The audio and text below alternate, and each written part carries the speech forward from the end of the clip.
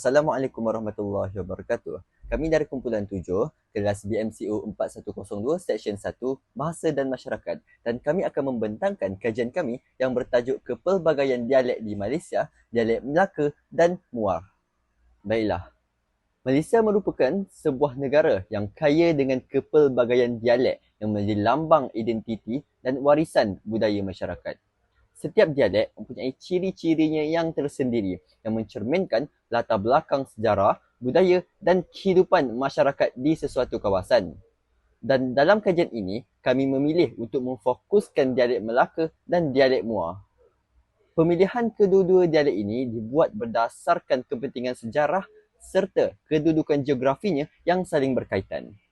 Melaka seperti yang kita tahu merupakan sebuah negeri yang terkenal dengan sejarah Kesultanan Melayu Melaka dan pengaruh perdagangan antarabangsa, manakala Muar pula mempunyai hubungan yang rapat dengan Melaka dari segi sejarah dan budaya. Walaupun kedua-duanya terletak di kawasan yang berdekatan, terdapat variasi linguistik yang unik dari segi sebutan, kosakata dan juga penggunaan bahasa. Oleh itu, kajian ini akan meneliti faktor kewujudan kedua-dua dialek tersebut, menganalisis variasi linguistik yang wujud serta akan membincangkan isu-isu sosiolinguistik yang berkaitan dalam masyarakat kini. Seterusnya, kita akan melihat faktor-faktor yang menyumbang kepada kewujudan pelbagai dialek di Malaysia. Baiklah, Assalamualaikum warahmatullahi wabarakatuh. Saya akan meneruskan pembentangan bagi faktor kewujudan dialek Melaka dan juga dialek Muar. Baiklah, untuk faktor pertama ialah sejarah Kesultanan Melayu Melaka. Seperti yang kita ketahui, Melaka merupakan sebuah kerajaan Melayu yang terkenal pada abad ke-15 dan menjadi pusat pemerintahan serta perdagangan yang penting di rantau ini. Pada zaman kegemilangannya, bahasa Melayu digunakan secara meluas sebagai bahasa pentadbiran, perdagangan dan perhubungan. Oleh sebab itu, bahasa Melayu di Melaka berkembang dengan pesat dan membentuk ciri-ciri tersendiri yang akhirnya diwarisi dari satu generasi ke satu generasi sehingga menjadi dialek Melaka yang kita kenali pada hari ini. Baiklah, untuk faktor yang kedua iaitu pengaruh pedagang dan masyarakat pelbagai etnik. Kedudukan Melaka yang strategik telah menarik kehadiran pedagang dari pelbagai negara seperti Arab, China dan juga India. Selain itu, masyarakat daripada pelbagai latar belakang budaya turut menetap di Melaka. Interaksi yang berterusan antara masyarakat ini telah membawa kepada pertukaran bahasa dan budaya. Kesannya, dialek Melaka menerima pengaruh daripada pelbagai bahasa dan menghasilkan kosakata serta sebutan yang unik berbanding dialek-dialek Melayu yang lain. Baiklah, seterusnya saya akan menerangkan faktor yang seterusnya bagi dialek Melaka, iaitu bagi faktor yang pertama iaitu persempadanan. Faktor ini berkait rapat dengan aspek sejarah dan geografi. Selepas kejatuhan kota Melaka pada tahun 1511, ramai masyarakat Melayu Melaka telah berhijrah ke kawasan Muar seperti Lenggar, Gombang dan Bukit Kepong oleh kerana Muar terletak bersempadanan dan berdekatan dengan Melaka. Dialek yang dibawa oleh masyarakat tersebut tidak hilang begitu sahaja. Sebaliknya, dialek Melayu Melaka terus digunakan dan akhirnya meresap ke dalam pertuturan masyarakat tempatan secara turun-temurun. Bagi faktor yang kedua iaitu bentuk muka bumi atau faktor ruang. Pada zaman dahulu, sungai memainkan peranan yang sangat penting dalam kehidupan masyarakat.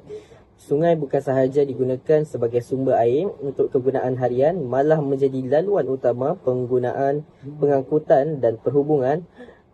Penduduk di sepanjang Sungai Lenggar, Sungai Gombang dan Sungai Bukit Kepong sering berhubung antara satu sama lain melalui laluan sungai yang sama. Keadaan ini memudahkan proses komunikasi dan pertukaran bahasa berlaku secara berterusan. Akibatnya, dialek dapat tersebar dengan mudah dari satu kampung ke kampung yang lain dan membentuk variasi dialek yang masih digunakan sehingga kini. Baiklah, terima kasih kepada pembentang sebentar tadi. Pada hari ini saya akan menerangkan tentang dialek di negeri Melaka. Umum kita ketahui bahawa dialek di negeri Melaka ini merupakan satu daripada pelbagai dialek yang ada di Malaysia, dan keunikan yang ada di dalam dialek negeri Melaka ini ialah perubahan konsonan akhir di hujung sesuatu perkataan itu. Jadi untuk membezakan dialek Melaka dan juga dialek-dialek yang lain, dialek Melaka mengubah konsonan akhir AR dan digantikan kepada konsonan akhir bunyi diftong AU. Menurut Mansurni Abadi pada tahun 2021, dialek di negeri Melaka boleh dibagikan kepada 3 wilayah utama, iaitu wilayah dialek Melaka, dialek Negeri Sembilan dan juga sub-dialek Muar Batu Pahat. Ketiga-tiga wilayah ini walaupun berada di dalam sempadan negeri Melaka, tetapi dialek yang digunakan sedikit berbeza berbanding dialek yang berada di tengah-tengah kawasan Melaka, kerana pada sempadan Negeri Sembilan itu kebanyakan masyarakat menggunakan dialek Negeri Sembilan untuk berkomunikasi, manakala sehingga masuk kepada sempadan negeri Johor, kebanyakan masih lagi menggunakan dialek negeri Melaka, tetapi telah berubah konsonannya dan digantikan dengan bunyi O yang akan dijelaskan sebentar lagi oleh rakan saya. Kita dapat lihat beberapa dialek di negeri Melaka yang tidak menggunakan penukaran konsonan AU di hujung perkataan, dan kebanyakan kampung-kampungan di negeri Melaka masih lagi menggunakan bunyi diftong AU seperti sabar menjadi sabau, kabar menjadi kabau, pagar menjadi pagau, ataupun ular menjadi ulau. Melaka juga mempunyai beberapa kosakata yang unik yang jarang diketahui oleh orang luar negeri Melaka. Kita dapat lihat di paparan slide di hadapan kita bahawa ada beberapa contoh yang saya berikan. Yang pertama ialah going yang bermaksud comot ataupun kotor, ataupun kahau yang bermaksud bercakap kasar ataupun kuat, dan kopak yang bermaksud rosak ataupun tidak boleh digunakan lagi. Jadi saya akan berikan satu contoh ayat lah untuk kopak ini. Kau tengok barang ini dah kopak dah. Jadi kopak ni bermaksud barang itu sudah rosak dan tidak boleh digunakan lagi. Assalamualaikum warahmatullahi wabarakatuh dan salam sejahtera. Saya Zulhamizan akan meneruskan pembentangan pada hari ini. Sebentar tadi, saudara Kizman telah menghuraikan mengenai dialek Melaka. Kini, pembentangan saya akan memfokuskan kepada dialek Muar bagi dua aspek utama, iaitu perubahan pada suku kata akhir dan juga perubahan leksikal atau pertukaran sepenuhnya perkataan tersebut. Yang pertama, perubahan suku kata akhir.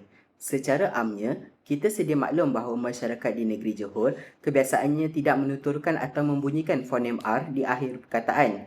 Namun begitu, terdapat satu keunikan yang sangat ketara bagi penduduk di sekitar daerah Muar dan sebahagian kawasan di Batu Pahat.